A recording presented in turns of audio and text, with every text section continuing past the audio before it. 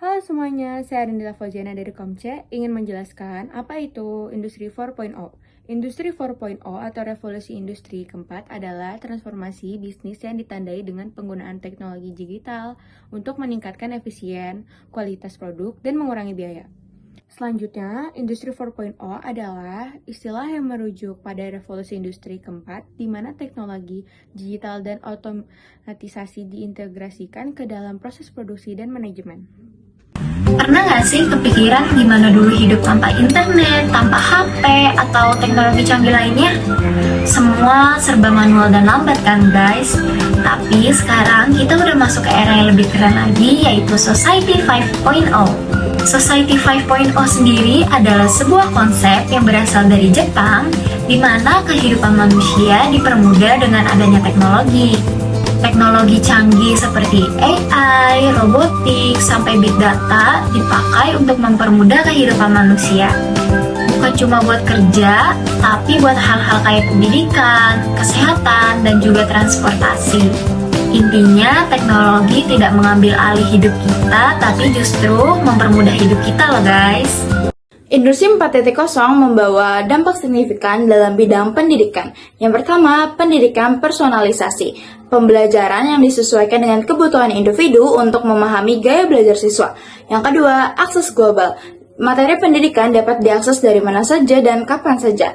Yang ketiga, kolaborasi. Platform online mendukung interaksi antara siswa dan pengajar, baik proyek maupun diskusi. Yang keempat, peran pengajar. Guru sebagai fasilitator yang membantu siswa dalam pembelajaran mandiri.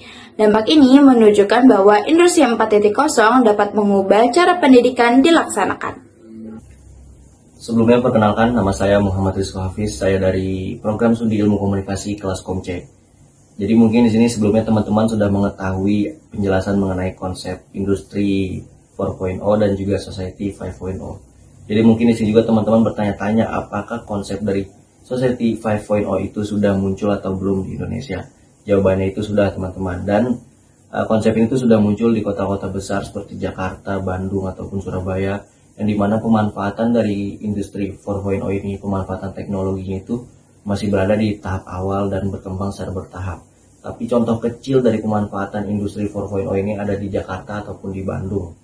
Kalau teman-teman pernah melihat mungkin video-video orang berbicara melalui CCTV dan ada gambar lalu lintasnya, dan itu adalah merupakan contoh kecil dari pemanfaatan Industri 4.0, yang dimana di zaman sekarang ini dengan teknologi yang sudah maju dan canggih, kita sebagai petugas mungkin sudah bisa memonitoring lalu lintas melalui CCTV tanpa perlu terjun langsung ke lapangan. Jadi seperti itu teman-teman. Halo teman-teman, aku Najwa yang akan bahas mengenai dampak positif dari Society 5.0 di bidang pendidikan.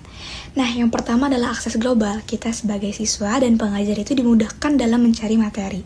Tidak perlu lagi menunggu bentuk fisiknya, tapi kita bisa mencari e-journal, e-book, ataupun artikel-artikel sebagai sumber materi.